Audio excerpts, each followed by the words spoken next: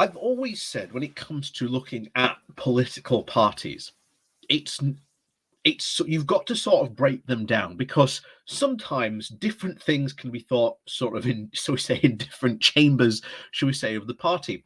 And in the Conservative Party, you've very much got, like in the Labour Party, you've got the Conservative Parliamentary Party, and then you've got the non-parliamentary party.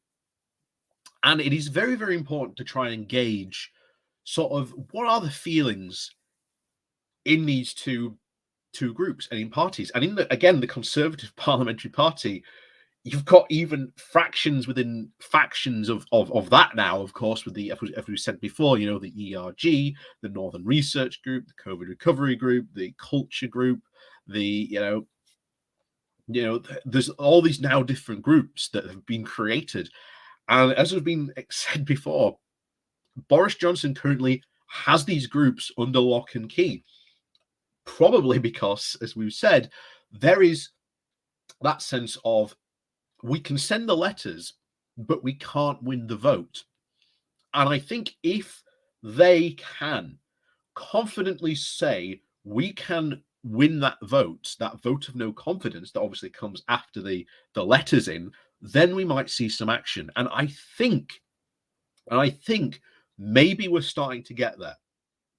That's why I've said time and time again, very recently, should we say, not time again, but very recently, the by-election in Wakefield becomes ever more important, because if these 19 Red Wall MPs, who in a way owe their positions, their current MPship, shall we say, to Johnson, it becomes ever more increasingly important if they now turn against him, because they now see getting rid of him as, well, key to, we say, their future survival of staying in that seat.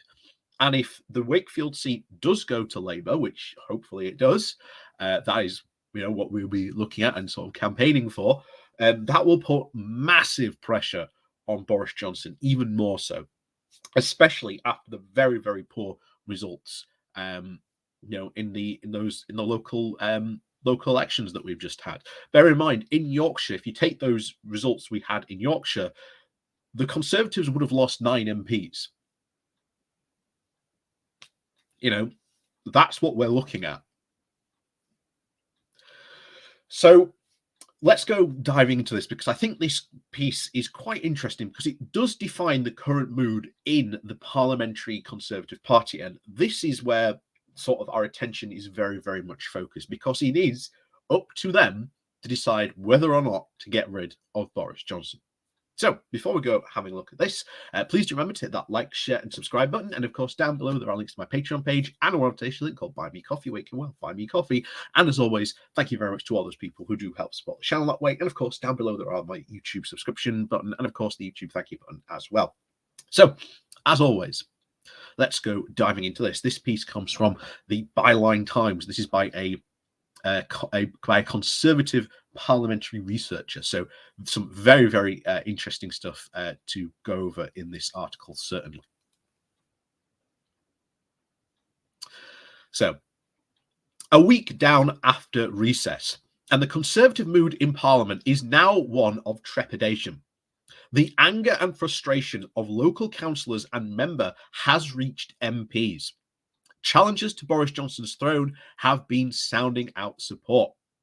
And locally in London, knocking on hundreds of doors, soft Conservative voters all complain about Johnson and the lockdown parties, as we've been, discussing for the past couple of weeks. That's what we said in the lead up to local elections. This was a massive issue and was demotivating them to go out and vote. And that is something that we haven't seen before. Conservative voters not motivated to go out and vote. That is something very interesting that we haven't seen before play out in the UK. Anyway, it continues. So, the night of the count, it became very clear early on that we were going to do badly. Labour was ahead 2-1 in what could have been our best polling district, even with a strong Green showing. Dejected party members left early. And of course, those who did stay through to the wee hours of the early morning, candidates would not even stand up and be counted for the declaration. The result was pretty much exactly what we were told on the doorstep. People chose to punish us over Johnson. And again, that would have been very, very clear. Even going into the general election, that was very, very clear. In the other nations, things were just as bad. We lost our second place in Scotland with 63 fewer seats. Leader Douglas Ross, reverse ferret, condemning and then backing the Prime Minister over the parties had cost him. A post-election briefing came through with our lines. Given the anger at the Conservative Party UK-wide, at the unacceptable behaviour of the Prime Minister and his staff, it would be astonishing if Labour did not come second and make significant gains in this election. And of course, members of the Scottish Parliament, all who followed Ross in calling for the Prime Minister's resignation, were not best pleased when he changed tack and are now questioning his leadership. So again, interesting things potentially now happening in the Scottish Conservative Party as well. In Wales, the test was whether we could actually hold onto the modest but historic gains from 2019. And the results were not promising.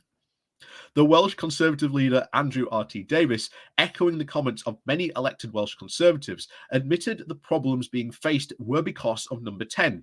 And Welsh Tory MPs are very nervous across all their WhatsApp groups and, of course, the corridors in the tea room. So even they're nervous.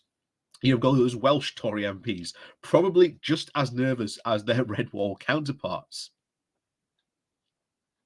So even in the places where our performance was not too disastrous, some MPs see this as opportunity for voters giving us a chance to get rid of Johnson. Yet, even where the Johnson's loyalists did badly, having thrown their lot in with the Prime Minister, they fear that they would just not go far enough without him. There is, of course, however, a cleverly yet insidious split that will worsen within the next couple of years as spooked Tories who have seats to lose, mostly in the southern and Celtic Tories, whom the low taxes and political integrity matter more, vie with, of course, the loyalists over the future of the Conservative Party. And we've talked about this, I don't know how many times. The groundwork has been set for a conservative civil war between essentially the direction and as I said there, the future of the Conservative Party. All these groups have now vying for the direction.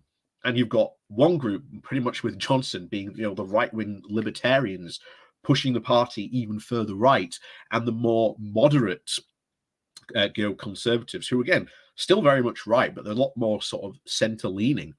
Are very, very worried about the direction that they are sort of pulling the party in.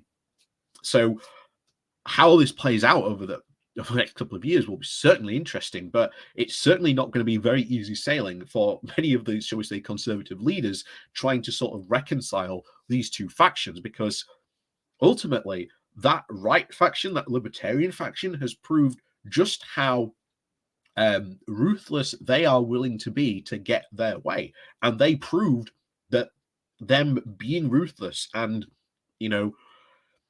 undermining the leader under Theresa May was just very effective. And any other, shall we say, moderate conservative prime minister in the future is going to have huge trouble. And any sort of leader that is from their end, the right libertarian end, we'll have to see how those moderate conservatives act, because if they've seen, them acting in that way gets them somewhere, maybe will get them somewhere. Who knows? But Johnson's thing has always been he has been slap bang in the middle of these two groups, and he has promised both these groups everything. And he is, as we've said before, the wallpaper that is covering over this crack. And if he goes, that crack will just widen like an absolute chasm. But anyway, we'll get back to this. So conservative leaders who lost councils all across the country are very quickly turned to the public to blame Johnson. Privately, these local associations are pressing their MPs to act. Letters are being considered, drafted, and even kept close to hand. So that could be very interesting if these local parties are now saying, well, if you're not going to get rid of Johnson, we're going to get rid of you. That could prove very interesting if that starts to happen. Recall elections for, you not acting against Johnson, so we're going to get rid of you and put someone in who will. That could be very interesting. So, it continues. Last Monday in Parliament, given the government has had very little to show for its full legislative year, and that there has been no noticeable advantage to our, quote, Brexit freedoms, the only problems, and again, a promise to try and change that in the Queen's speech, was realised. And mid-morning in number 10, it invited MPs to the spring reception the next day. A few declined to go. Instead, there was consolidation of those who did fall upon a celebratory mood, and the very puckish charm of a midsummer's night's dream, laughing over drinks and canapes. There seemed to be no real sense that the Johnsons' inner circle were taking the election results seriously. The government was not seriously working even to win or even trying to retain seats in London, Scotland, Wales, or even the Shires. And the mood seems to be, we lose London, so what? The view overall has been that the results were poor but not disastrous. The gains in Thurrock and Newton have been interpreted as the continued support of the working class Tory voters, the people who we were looking to actually hold. And on Thursday morning, following the Panorama investigation ahead of the government's expected flagship levelling up bill, Michael Gove even tempted expectations by saying that inflation will be hampering the project. Despite at least 38 bills being presented in the Queen's speech, support was flagging almost as soon as the sermon had been delivered. And a day later, already with another rebellion mounting, a senior backbencher, Simon Hoare, and again the former Prime Minister Theresa May, warned over the government's plans to revoke the Northern Ireland Protocol. They were again joined by the usual suspects, the same who rebelled at the foreign aid cuts. So again, as we've said before, the seeds are there. It just needs to happen at this point, and I think it's inevitable. But as we always said back then, it's just when is it going to happen?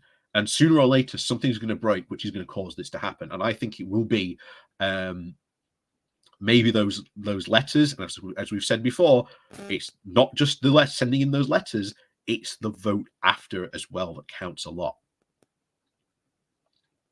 And of course, by the end of the week, most MPs had taken stock of their colleagues, trying to wait for the right person to lead the charge to replace Johnson. Everyone expects a reshuffle before the next recess, some people thinking at least in June, and giving new ministers at least a month to settle in. Of course, the threat of that does help keep some ministers in line, and no cabinet change has currently been made. There, of course, have been reports, of course, from the friends of Jeremy Hunt, the contender who had lost out to Johnson in 2019, that he would try to challenge again and was already sounding out MPs. Again, interesting enough, we've said before, Jeremy Hunt would probably be in the running again for if there was a leadership election. But can he gain enough support for them to say, well, okay, Hunt's our guy, time to get rid of Johnson? Can he gain that support? In a classic no names back and forth, a minister mocked Hunt for making pre-election noises. And of course, the friends of Hunt did hit back, claiming the briefing had not come from him, but someone trying to discredit him. So already things are happening behind the scenes.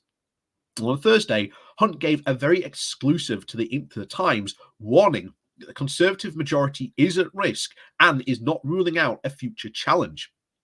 The two are testing the by-elections ahead. Tiverton in the southwest, and of course the red wall seat of Wakefield. And for now, however Johnson rolls on, MPs wait and see. And those two seats are massively important. If Johnson loses Tiverton to Lib Dems and Wakefield to Labour, that will be seen as massive alarm bells. And especially if he loses Wakefield to Labour. That is where we have said before there needs to be a proper election pact. If you are a Lib Dem or a Green and you live in Wakefield, you need to vote Labour.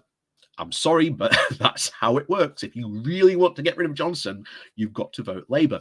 If you're down in the southwest in Tiverton and you're a Labour or a Green, vote for the Lib Dems. That's how that will work. That's how, if you want to really get rid of Johnson and really sock it to the Conservatives and watch them literally implode, that's what you've got to do. As we've talked about before, big picture politics. Sometimes you've got to vote for the party you might not necessarily agree with, but there will be, should we say, big political ramifications. And especially if Johnson loses these 2 seats, that will be him done. I cannot see at that point MPs not acting. I really cannot. And of course, these 2 seats are coming up very soon in the next couple of months. So keep your eyes peeled, folks. Keep your eyes well and truly peeled for what could happen. So, as always, thank you very much for watching. Please do remember to hit that like, share, and subscribe button on your way out. And of course, down below, there is a link to my Patreon page and a one-off donation link called Buy Me Coffee, where you can, well, buy me coffee. And as always, thank you very much to those people who do help and support the channel that way. So, as always, we'll see you all next time.